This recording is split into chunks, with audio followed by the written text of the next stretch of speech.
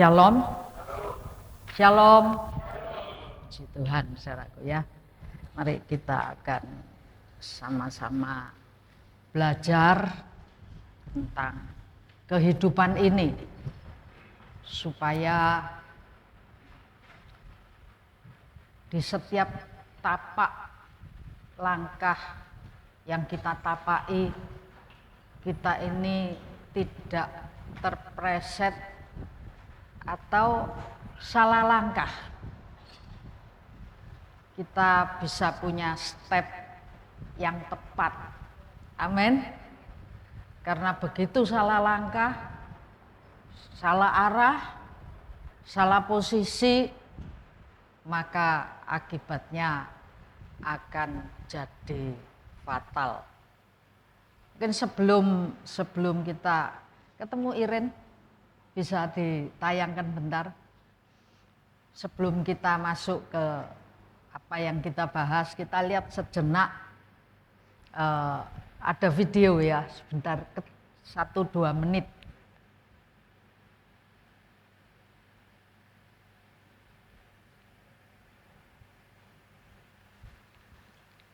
Ketemu, kalau enggak lompat.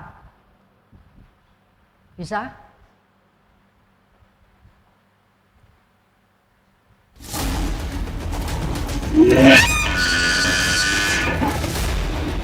Ada rusa, ya, ada seekor rusa yang rupanya salah pilih arah, sehingga dia tertinggal atau terlepas dari kawanannya, dan dia terjebak. Dia rupanya haus atau gimana, minum air, saudaraku ya, lalu terjebak di antara harimau dan singa. Akibatnya fatal. Sudah cukup, terima kasih ya untuk menggugah supaya enggak ngantuk, enggak fokus gitu, jadi fokus lagi saudaraku ya. Oke, Anda kaget toh lihat itu, Anda enggak usah diteruskan, tapi bayangan Anda sudah ada. Anda sudah punya bayangan kira-kira kalau video itu lanjut, rusanya itu jadi apa? Susah loh. Ada berapa banyak, harimau banyak, singa banyak, dia sendirian. Bahaya sekali. Ya. Yuk kita baca Matius 10 ayat 16 dan Lukas 10 ayat 3. Lukas 10 ayat 16 dan Matius 10 ayat 16 dan Lukas 10 ayat yang ketiga. Matius 10 ayat yang ke-16. Lihat, aku mengutus kamu seperti domba ke tengah-tengah serigala. Sebab itu hendaklah kamu cerdik seperti ular dan tulus seperti merpati. Lukas 10 ayat 3. 10 ayat yang ketiga. Pergilah, sesungguhnya aku mengutus kamu seperti anak domba ke tengah-tengah serigala. Ya, 2 ayat ini Anda kumpulkan. Lihat, aku mengutus kamu seperti domba ke tengah serigala. Terus di Lukasnya, pergilah, pengutusan saudaraku ya. Sesungguhnya aku mengutus kamu, enggak main-main, bukan dolanan, bukan pura-pura, tapi sesungguh-sungguhnya aku mengutus kamu seperti bukan cuma domba, tapi anak domba. Domba kecil itu loh saudara, yang baru bisa jalan barangkali seperti itu. Ya, ke tengah-tengah serigala. Itu sebabnya hendaklah kamu cerdik seperti ular dan tulus seperti burung merpati. Kalau cerdik dan tulus ini tidak digabungkan, bahaya juga. Cerdik seperti ular, itu cuma jahat pun dihalalkan. Yang penting cerdik. Wah, ngapusi sini, ngapusi sana, ngepot sini, ngepot sana gitu saudaraku ya. Tapi tulus tok, tidak punya kecerdian, itu sebuah kebodohan. Jadi kombinasi antara kecerdikan dan ketulusan itu menjadi satu kesatuan, itulah yang akan terjadi dalam hidup. Tuhan menetapkan langkah-langkah orang benar yang hidupnya berkenan kepadanya. Bahkan kalau Anda lihat ada ayat yang lain, tidak usah dibaca di Kisah Rasul. Rasul Paulus itu katakan, Kisah Rasul 20 ayat 29 ya. Di situ Rasul Paulus katakan, sesudah aku pergi, aku tahu bahwa serigala-serigala yang ganas akan masuk ke tengah-tengah kamu dan tidak akan menyayangkan kawanan domba ini. Aku tahu sepeninggalku ke tempat lain. Rasul Paulus kan dalam perjalanan, saudaraku. Maka dia bilang, ini tempat ini akan dikerutuk, dikeroyok sama serigala-serigala. Bukan cuma serigala toh, serigala ganas. Ya, serigala ganas, dan dia tidak menyayangkan kawanan domba ini. Saudaraku, hati-hati anak-anak Tuhan, hidup harus tulus dan cerdik. Karena memang kita itu ditempatkan di tengah-tengah dunia yang penuh dengan kejahatan. Itu sebabnya harus berhati-hati di dalam bijak, di dalam bersikap, dan menetapkan langkah, menapakkan kaki ini harus bijaksana. Kalau tidak bahaya. Ya, kalau tidak bahaya. Dari ayat yang kita baca tadi, kita ambil beberapa poin penting. Poin yang pertama, saudaraku, apa? Jangan meninggalkan persekutuan. Siapa yang sudah kudu ninggal persekutuan? Enak di sini. Tidak cocok sama ini, tidak cocok sama itu, saudaraku. Paulus tahu sidang jemaat di Galatia itu dalamnya isinya gontok-gontokan, eker-ekeran, saingan, tidak cocok, tidak cocokan. Itu sebabnya Rasul Paulus mengingatkan dalam kitab Galatia itu. Hati-hati, tidak boleh gitu ya, tidak boleh gontokan. Kalau di dalamnya ada bentik-bentik, bentrok-bentrok, tersinggung-tersinggung, marah-marah, artinya roh kedagingan itu begitu kuatnya. Sehingga satu dengan yang lain tidak bisa jadi kawanan domba. Jangan meninggalkan persekutuan. Tinggal di dalam persekutuan, tapi tidak bersekutu. Loh, saudaraku ya, repot toh?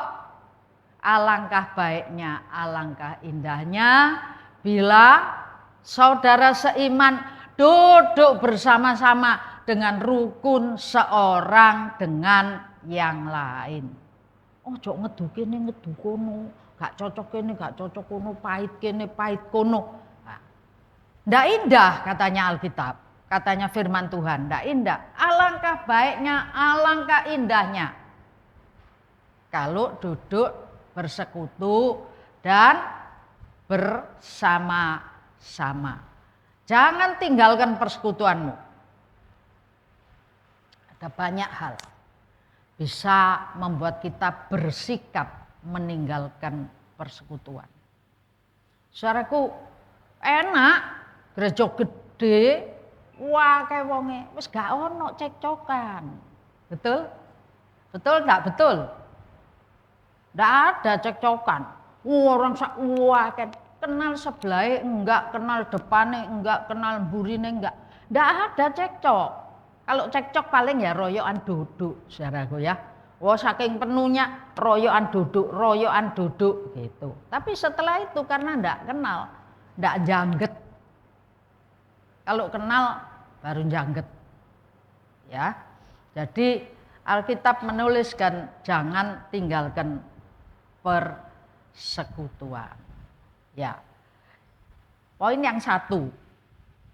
Anda yang lihat videonya tadi, lepas dari persekutuan. Itu posisinya sangat-sangat bahaya. Tidak ada tempat tumbuh bersama, tidak ada tempat untuk saling menguatkan, saling menasihati, tidak ada. Dewean niku enak.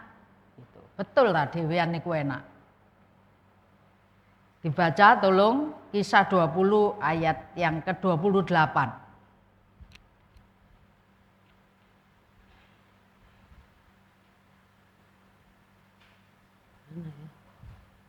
Kisah 20 ayat 28.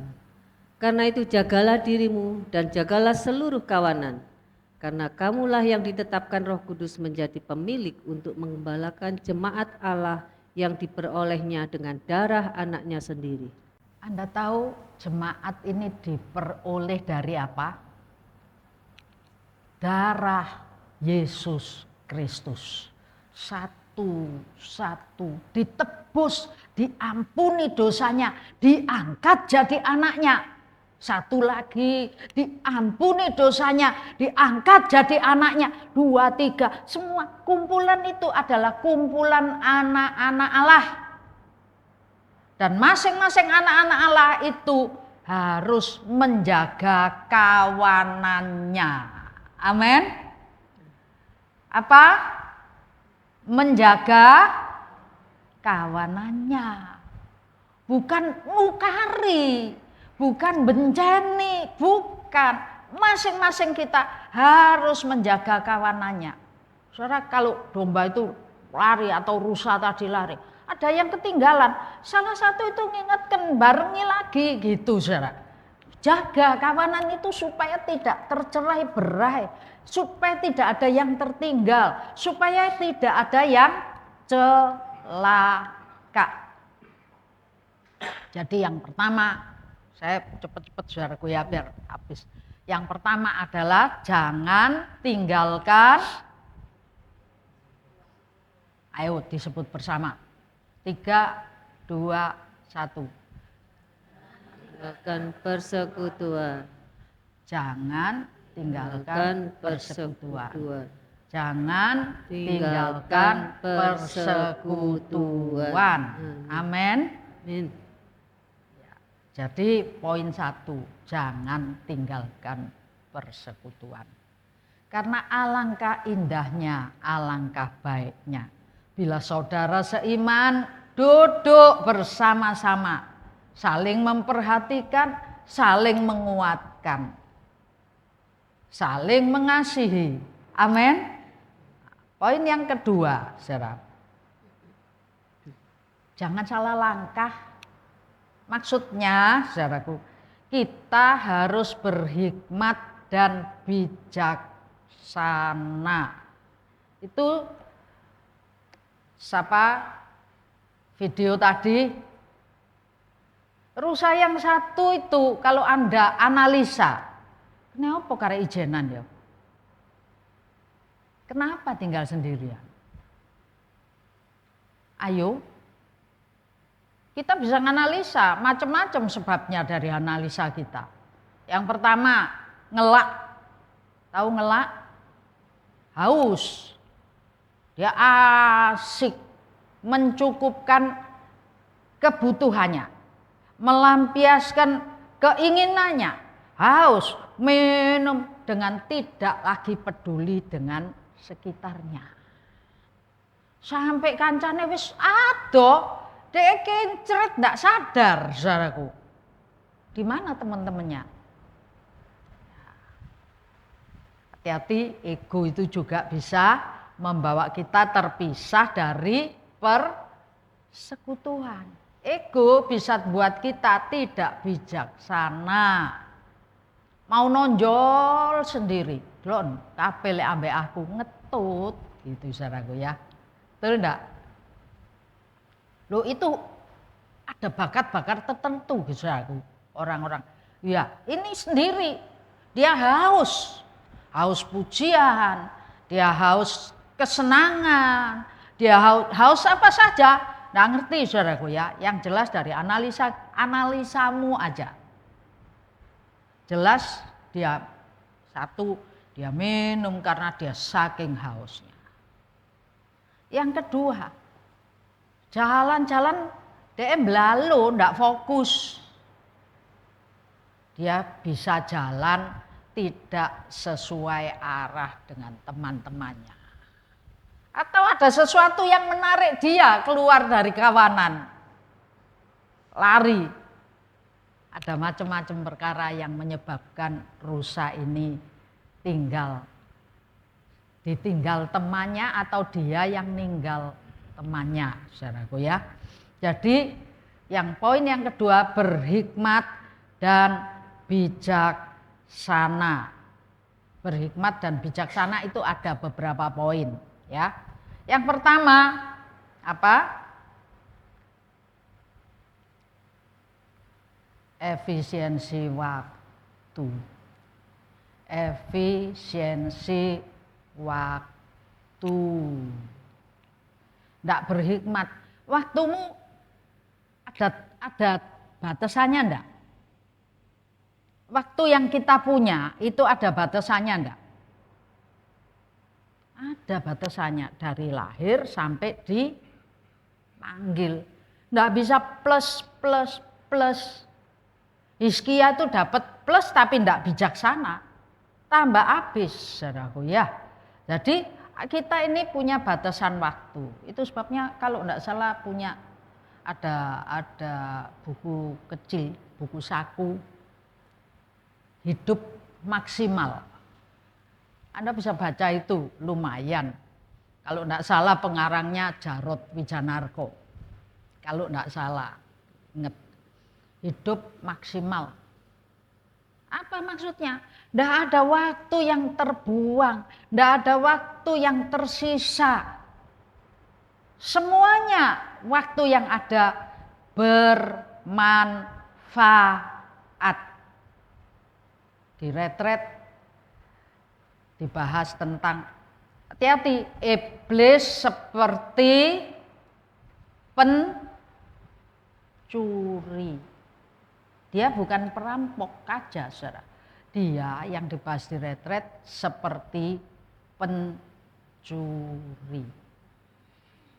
Salah satu yang dicuri adalah jelas kesempatan.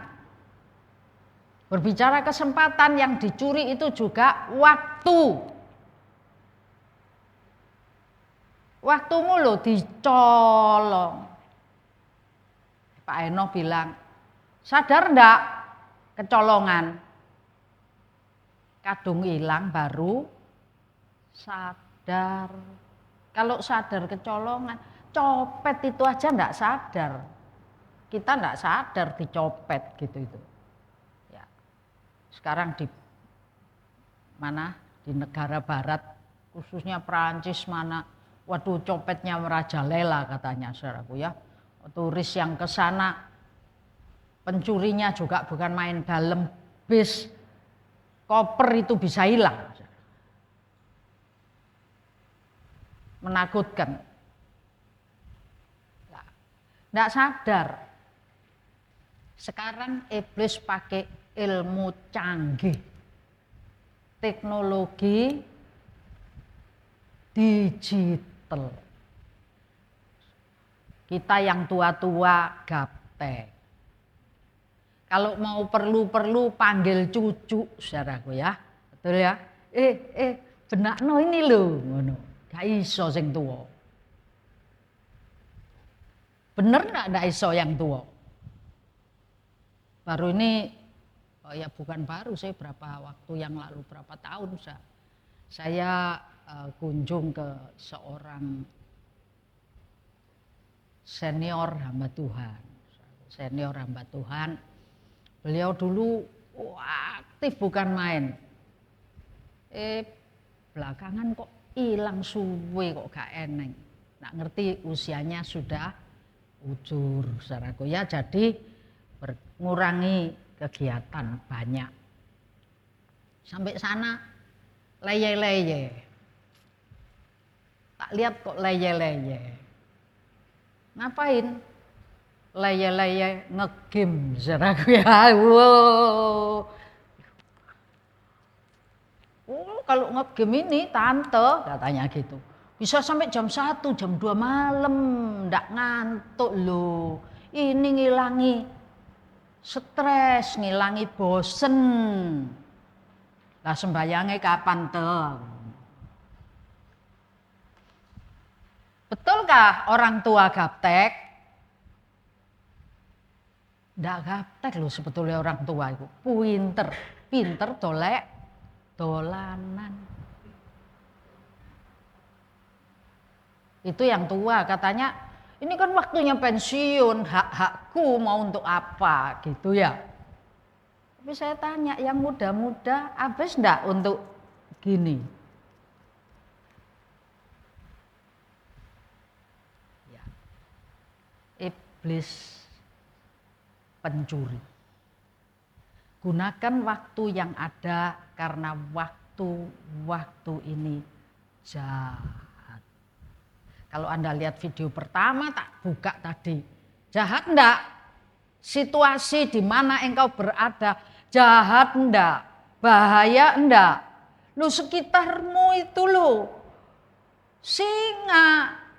Ayat juga menuliskan, aku mengutus kamu seperti domba di tengah serigala. Ya, seperti domba di tengah serigala. Bahkan di kisah para rasul dikatakan bukan serigala biasa, serigala ganas. Anda bisa bayangkan, serigala ganas.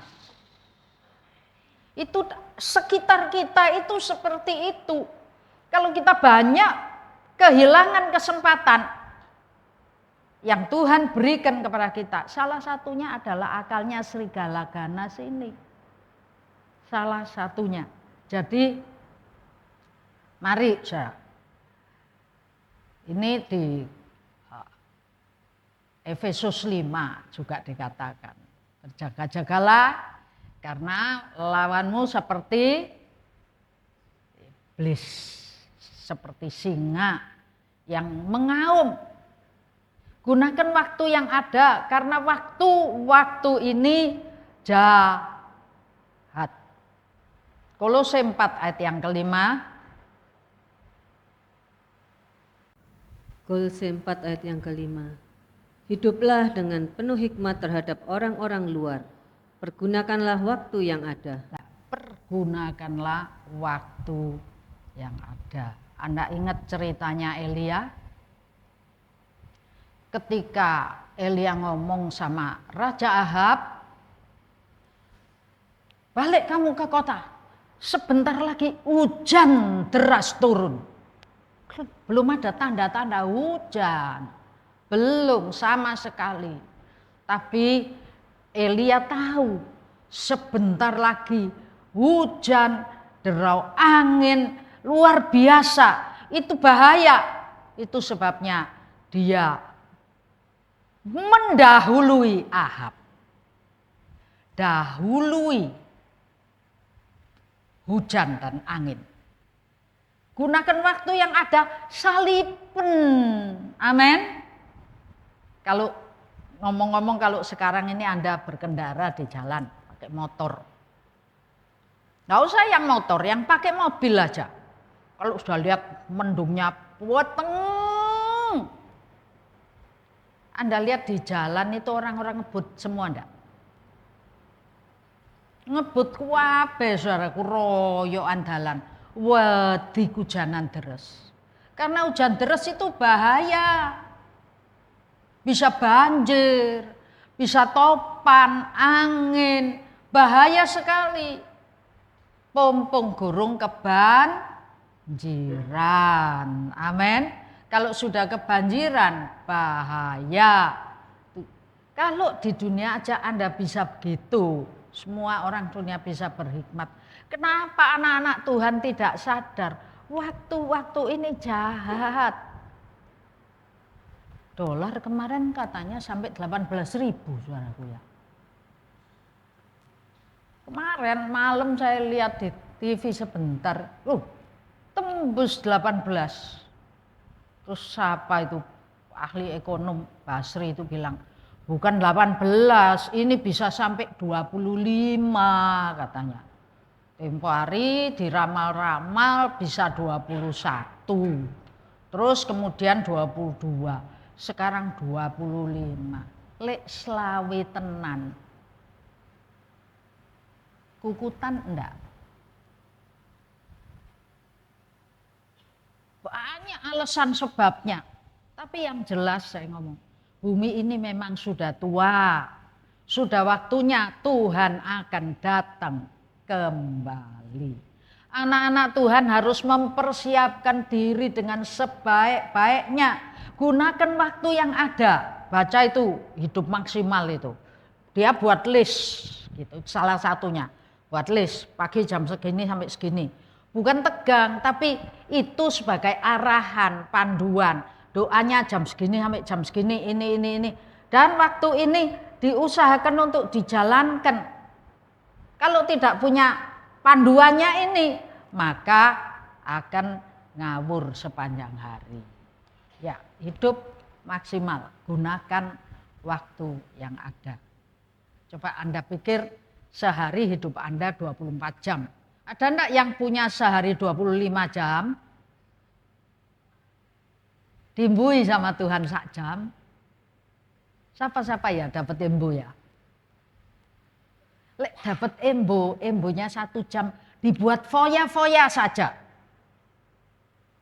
Tapi kalau 24 jam sehari artinya ini sudah target. Betul ya? Targetnya memang 1 hari 24 jam. Tidur 8 jam. Kerja 8 jam. Yang 8 jam untuk apa? Coba sih dibuat. Coba belajar. Mau hidup maksimal? Mau hidup maksimal? Yang dibuang yang apa? Yang enggak kanggu. Yang kanggo jangan dibuang. Nanti yang kanggo dibuangi buat yang ndak kanggo. Pokoknya nyenengno. Wow, nyenengno gitu saudaraku ya. Kadung seneng. Ini hobiku ini gitu. Ya, jadi dari hidup berhikmat dan bijaksana. Poin 1 adalah efisiensi waktu. Poin kedua dari hidup berhikmat gitu saudaraku ya 2.2 itu adalah kebenaran firman itu harus jadi kompas. Punya kompas. Amin. Punya kompas, tahu tujuan, tahu arah. Anda punya tujuan hidup? Aku kok ya bingung ya apa? Ada enggak yang mikir gitu? Tujuan hidup Anda apa? Yang masih siswa, ya lulus toh, gitu. Ya, setelah lulus mau jadi apa, gitu. Manusia ini saudaraku kecil kepin di sekolah pin lulus pin pacaran pin kawin, berkeluarga pin punya anak, habis punya anak pin sukses. Setelah sukses pengen apa? Coba diurut. Punya kompas. Kompasnya adalah firman Tuhan. Kamu ditebus, kamu diutus. Ditebus supaya kamu punya hidup kekal. Saudaraku ya. Jadi punya firman jadi kompas kehidupan. Ya. punya pengharapan. Apa? Sekolah, lulus, kerja, sukses, punya pacar, nikah, berkeluarga, punya anak, punya cucu. Apa lagi? Kita itu bukan cuma di situ, punya satu pengharapan di dalam Tuhan. Amin. Ada satu lagi yang seringkali dilupakan, yaitu pengharapan. Janji-janji Tuhan jadi kenyataan dalam kehidupan ini. Ayo kita baca dalam Kolose pasal 1 ayat yang kelima. Kolose 1 ayat yang kelima. Oleh karena pengharapan yang disediakan bagi kamu di surga, tentang pengharapan itu telah lebih dahulu kamu dengar dalam firman kebenaran, yaitu Injil. Ada pengharapan. Tadi kalau sudah ditanya sampai anak, lu mau mutu ta? Ya mutu boyot ta, ngono ya. Sampai boyot. Terus apa lagi? Ini loh. Firman itu memberikan kita pengharapan. Ya, pengharapan di surga sana ada pengharapan. Dan tentang pengharapan ini firman Tuhan itu sudah beberkan semuanya. Hidup kita bukan cuma ini. Tapi di balik kehidupan yang sekarang ada janji Tuhan. Ada upah. Ada kerajaan surga yang sudah disediakan bagi kita. Tentang kebenaran firman kita punya pengharapan. Jangan seperti orang-orang yang tidak punya pengharapan apa-apa. Kayak tidak ada apa-apanya. Ya hidup ya cuma ini. Salah satu pengikut aliran hidup itu ya ini. Itu saudaraku ya. Adalah siapa? Lee Kuan Yew. Itu sebabnya anak-anaknya sekarang ya hidup ya ini gitu saudaraku ya. Anak-anaknya itu semua. Anda lihat pemberkatan pernikahan sejenis dari orang Singapura itu. Anda lihat ada macam-macam. Hidup ya cuma di dunia ini. Makanya yang baik-baik ya sekarang ini. Gitu. Padahal kalau kita beda, bukan hidup cuma di dunia ini. Ada janji yang sudah firman Tuhan katakan yang seringkali dilupakan. Yaitu surga. Berbicara surga, berbicara tentang keselamatan. Berbicara tentang hidup kekal. Berbicara tentang upah yang menanti. Dan banyak perkara yang indah-indah yang disediakan Tuhan. Jadi, saudaraku, firman Tuhan adalah kompas. Tidak mungkin kehilangan arah. Lu saiki aku wis duwe buyut, terus apa? Siapa yang sudah punya buyut? Halo. Ada di sini yang sudah punya buyut? Kok rung enek ya? Kalau misalnya sudah ada, aku sudah punya buyut gitu. Terus apa lagi? Sudah ya, sudah selesai aku ini. Bukan, saudaraku ya. Karena Alkitab menuliskan ada kehidupan kekal. Amin. Itu sebabnya yang terpenting untuk hidup bijaksana. Satu, efisiensi waktu. Yang kedua adalah mengerti kebenaran firman. Dan menggunakan firman sebagai kompas. Tidak salah arah. Itu tadi ndelereng loh. Rusa yang situ itu saudara ya. Setuju rusa satu itu ndelereng? Kenapa? Arahnya tidak sama.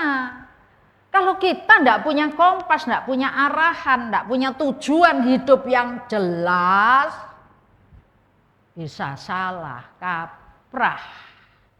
Anda punya tujuan hidup? Apa kira-kira? Apa? Kadang kalau Anda mendadak ditanya orang, tujuan hidupmu apa? Gitu. Bisa spontan jawab? Belum tentu saudaraku ya, mikir dhisik. Itu sebabnya yang satu berbicara tentang firman sebagai kompas. Yang kedua ayat yang ke-9 Ibu, Kolose 1. Kolose 1 ayat yang ke-9. Kolose 1 ayat yang ke-9. Sebab itu sejak waktu kami mendengarnya, kami tiada berhenti-henti berdoa untuk kamu. Kami meminta supaya kamu menerima segala hikmat dan pengertian yang benar untuk mengetahui kehendak Tuhan dengan sempurna. Untuk mengetahui kehendak Tuhan dengan sempurna. Saudaraku, ngerti kehendak Tuhan itu gampang tak gampang? Jawabnya semua pasti lawannya. Angel tuh, gitu ya, betul ya. Ngerti kehendak Tuhan gampang? Angel. Susah-susah gampang, gampang susah. Tapi di sini aku berdoa supaya kamu sekalian mengerti, mengetahui kehendak Tuhan. Untuk ngerti dan tahu kehendak Tuhan butuh hikmat dan pengertian yang benar. Hikmat dan pengertian yang benar. Bayangno ya 32 tahun, murid-murid itu berapa tahun ya bareng sama Tuhan Yesus ya. Tiap saat Tuhan Yesus itu ngomong firman terus. Ngomong firman terus. Di antaranya mengenai kesengsaraan, kematian, 3 hari bangkit. Balik-balik diomong. Pada saat kesengsaraan lali kabeh, saudaraku ya. Kok raja disengsara? Pada saat kematian putus asa kabeh, melayu ninggalkan semua persekutuan. Itu Tuhan bilang, bukankah aku sudah bolak-balik ngasih tahu kamu dari sebelumnya? Saudara, seringkali kita kalau kata-kata yang nusuk perasaan, nusuk hati, ingat enggak? Weling terus sak tuweke, saudaraku ya. Sak tuweke eling terus. Saya kecil dulu beling, saudaraku ya, beling. Jadi salah satu tante saya gini, sampai sekarang eling buktinya. Rek situ iki mbuak tenan, gak kira dadi apa-apa gitu. Kok koyo ini anakku gitu, anakku ini besok jadi dokter, tak sekolah ke Belanda, dibayari sopo di Belanda. Iki mbuak, dibuka di depan saya, dituting-tuting ini, mbuak gak tadi apa-apa, saudaraku ya. Eling ndak? Buktinya saya bisa ngomong sekarang. Berarti Anda ingat ndak kalau ada kata-kata yang menusuk? Coba. Kadang-kadang kita ngomong aja air mata kita bisa lompat ndak permisi, betul ya? Weling mencolot saudaraku, nangis moro-moro. Loh, apa nangis gitu? Iki gak permisi gitu, ya. Mestinya kan air mata diomongi, kamu mau keluar permisi dulu, ini ada tamu di depan gitu. Tanpa permisi. Tapi saya tanya, kata-kata yang penting untuk kehidupan yang akan datang, janji-janji Tuhan yang luar biasa, adakah Anda ingat terus? Kalau ingat, murid-murid itu kalau ingat, saudaraku, saya yakin ketika Yesus mati, mereka hore, firman Tuhan digenepi. Bentar lagi 3 hari, bangkit rajaku. Kenyataannya apa? Sebaliknya. Sebaliknya, saudaraku. Jadi, ayo belajar punya hikmat pengetahuan yang benar. Dan diingat, jangan, gak usah dibaca ya, Amsal 3 ayat 11 dan 21. Jangan kamu lupakan ajaranku. Biarlah hatimu memeliharanya. Memelihara perintah-perintah. Jangan lupakan ajaranku. lupakan luka hatimu, gitu katanya. Betul? Ayo, yuk hapus, dihapus. Kena dihapus luka hati. Oh, dia menyakitkan sekali. Bu, ibu enggak tahu rasanya sih, sakit hati ini, gitu saudaraku. Ya apa? Tapi ini bukan dia ngomong, jangan melupakan luka batinmu, bukan. Tapi jangan melupakan ajaranku. Amin. Mau ingat firman Tuhan? Biarlah hatimu memelihara. Artinya ajaran itu didengar, dimasukkan hati, dan dipelihara. Anda bisa memelihara ajaran firman Tuhan? Menengkape. Ngantuk ya?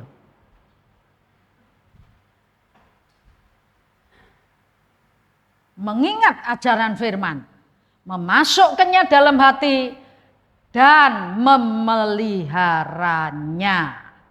Ya. Ayat yang ke-11 Amsal 3. Janganlah engkau menolak didikan dan jangan bosan diperingatkannya. Terima ajaran, simpen dalam hati, dipelihara. Jangan nolak didikan, jangan bosen dielingno. Amin. Amin. Lek dielingno balik-balik. Radio rusak. Gerebek-gerebek sejak dirungokno. Bener, saudara. Peringatan Tuhan itu sebetulnya mengingatkan kita ketika hampir kepleset, mandek gitu. Saya ingat ketika Pak Felix di rumah sakit di salah satu rumah sakit di Jemur, saya sudah ngomong, aku kesel antri di UGD terus. Sesuk ayo tak pindah. Itu peringatan betul. Jam 11:30 sik kelesetan aku karena tadi malam sampai jam 1 di rumah sakit satunya. Ada peringatan. Gitu saudara. Delok gaeneng sing nyeples. Raeneng sing nyeples, tapi saya merasa diceples gini. Saya inget Cik Meta ya. Aku wis males nang gereja, panas, tak jiwiti ya waktu. Gak oleh males gitu. Berangkatlah dia jalan panas-panas. Terus Cik Meta juga ingat ngomong, kalau mulai males tak peringatkan, katanya gitu saudaraku ya. Tuhan juga memperingatkan dia. Jangan bosen loh dielingno. Amin. Aku wong iki pancet ae nada bicaranya ndak ada yang baik. Siapa yang ngomong gitu? Raja Ahab. Ada nabi yang lain, Yosafat tanya.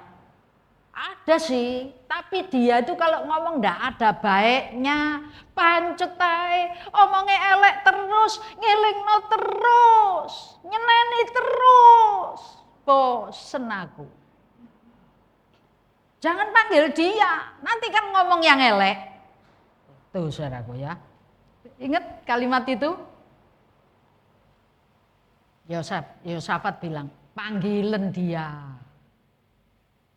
Betul datang. Kamu ndak akan pulang dari medan pertempuran. Lola tenan, penjarakan dia. Yo, mentang-mentang rojo. Kalau ada peringatan, kalau ada didikan, ndak mau penjarakan dia. Artinya aku lebih kuasa dari apa yang kamu ngomong. Saudara mau diperingatkan? Halo? Mau diperingatkan? Gak enak lu. Gak enak. Betul saudaraku. Gak ono sing nyeblek, aku awan-awan koyo dijeblek. berangkat sekarang. Pindahkan rumah sakit sekarang. Ganti baju turu, aku nang rumah sakit aku. Dan kenyataannya peringatan Tuhan itu memang menyakitkan, enak-enak turu lho. Kesel wis diomongi, sing lara diomongi meneh gelem kok aku diseneni, lha opo? Tapi betul, tujuannya kalau peringatan Tuhan disampaikan, itu artinya ada bahaya di depanmu. Di sampingmu, di sekelilingmu. Itu sebabnya Tuhan sayang kepadamu dan Tuhan mengingatkanmu supaya engkau ditarik, lepas, luput dari bahaya itu. Amin. Ojo bosen. Sing tukang ngomel ojo mbokno terus, saudaraku ya. Ojo ndak terima terus lek diomeli. Siapa-siapa di sini yang tukang ngomel? Omong ngono aku ke? Bisi ono aja. Tapi ingat ayat ini. Amsal 3, nanti bacaan ayat yang ke-11. Lalu ayat yang ke-21. Amsal 3 ayat 21. Jangan pertimbangan dan kebijaksanaan menjauh darimu. Peliharalah itu. Pertimbangan, tahu benar dan salah, tahu baik dan buruk. Ya karena ini timbang-timbang. Pengadilan itu lambangnya apa? Timbangan. Tapi di pengadilan timbangane abot cc. Karena ono timbel cc. Rugi enggak? Rugi enggak? Sekarang lagi rame tentang peradilan yang tidak adil gitu saudaraku ya. Wah, orang muda-muda Indonesia yang potensial tanda tanya mau balik apa enggak. Anda dan saya diperingatkan supaya kita ini belajar mengingat firman, tidak menolak peringatan dan didikan, menyimpan dan memeliharanya dalam hati. Ojo pengku lek wis pendapatku ngene iku ora kenek dibantah. Pokoke lek sa pokoke untunge piro? Pokoke lak modale to, iya kan? Makanya saudaraku, jangan pengku. Ini bilang pertimbangan itu loh, itu penting. Setelah ada pertimbangan, setelah ditimbang-timbang, ada kebijaksanaan. Bijak yang dari sono, bukan bijak dari sini. Bijaksana itu kebijakan dari sana, bukan kebijakan dari sini. Kebijakan dari sana itu, saudaraku, beda, punya patokan, punya aturan, bukan sesuai dengan aku ngelak tak ngombe katanya rusa tadi. Wis biarno kamu apa, pokoknya aku gini, rugi sendiri ndak? Saudaraku, Tuhan ingin mengingatkan, Tuhan ingin mendidik, Tuhan ingin sekali kita luput dari auman, ancaman singa, beruang, serigala itu. Tuhan ingin itu. Saudaraku, intinya apa yang kita bahas tadi, mampukah Anda terus-menerus ingat firman, terus-menerus bijak? Kepleset-pleset enggak? Wong Rasul Paulus saja di dalam Kisah Rasul pasal berapa itu bilang, ya dan tidak dalam serempak. Pernah enggak Anda ya dan tidak? Melok gak yo? Gak melok yo? Melok, gak melok. Iya, enggak. Iya dan tidak yang dalam sekejap itu bukan dari Tuhan. Janji Tuhan ya dan Tuhan selalu mengenapinya ya dan amin. Kita mampu enggak? Enggak mampu kan? Mampu enggak? Enggak mampu. Itu sebabnya kita butuh penolong. Amin. Anda dan saya butuh penolong. Penolong ini siapa? Yohanes 14 katakan, aku akan mengutus, adalah lebih baik bagimu jika aku kembali ke surga. Karena bila tidak, kamu akan terus bersama aku tok. Tidak maha hadir, tapi akan kembali ke surga. Dan Bapa akan mengutus Allah Tritunggal yang oknum pribadi ketiga. Allah akan mengutus Roh Kudusnya. Amin. Yohanes 14 itu ditampilkan aja, enggak usah dibaca biar cepat. Yohanes 14:26. Penghibur yaitu Roh Kudus diutus oleh Bapa dalam namaku. Dia akan mengajarkan. Dia akan mau dibaca sebentar ini Yohanes 14 26 dan 16 ayat 8 dan 13. Yohanes 14 ayat yang ke-26. Tetapi penghibur yaitu Roh Kudus yang akan diutus oleh Bapa dalam namaku, dialah yang akan mengajarkan segala sesuatu kepadamu dan akan dia akan apa? Ayo disebut bareng. 3, 2, 1. Dia akan mengajarkan segala terus sesuatu kepadamu dan akan mengingatkan kamu akan semua. Yang kedua apa? Mengingatkan, ya, mengajarkan dan mengingatkan. Ya, terus damai sejahtera ku tinggalkan bagimu, damai sejahtera ku berikan kepadamu. Lompat ke Yohanes 16 ayat 8 dan 13. Yohanes 16 ayat 8 dan 16. 13. Dan kalau ia datang, ia akan menginsafkan dunia akan dosa, kebenaran dan penghakiman. Bentar, mandek sih, ojo ekspres. Dan kalau ia datang, ia akan menginsafkan dunia akan dosa, lalu kebenaran dan penghakiman. Ayat 13-nya, Bu. Ayat yang ke-13. Tetapi apabila ia datang, yaitu Roh kebenaran, ia akan memimpin kamu ke dalam seluruh kebenaran. Nah, ia akan memimpin kita semua dalam seluruh kebenaran, ya. Sebab ia tidak akan berkata-kata dari dirinya sendiri, tetapi segala sesuatu yang didengarnya itulah yang akan dikatakannya, dan ia akan memberitakan kepadamu hal-hal yang akan datang.